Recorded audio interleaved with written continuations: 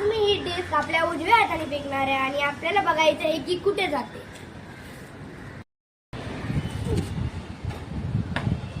तुम्ही पाहिलं असेल की मी आपल्या उजव्या हाताने जी डिस्क फेकली ती विरुद्ध डायरेक्शनला म्हणजे डाव्या हाताकडे गेली. आता आपण ही डिस्क आपल्या डाव्या हाताने फेकणार आहे.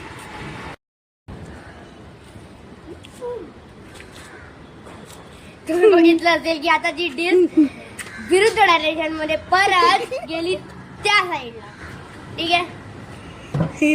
आता माझ्याकडे एक प्लास्टिकची गोष्ट नव्हती त्याच्यामुळे मी एक चावीला जर रबर अडकवला आणि तुम्ही बघू शकता इथे मी कट मारला एक.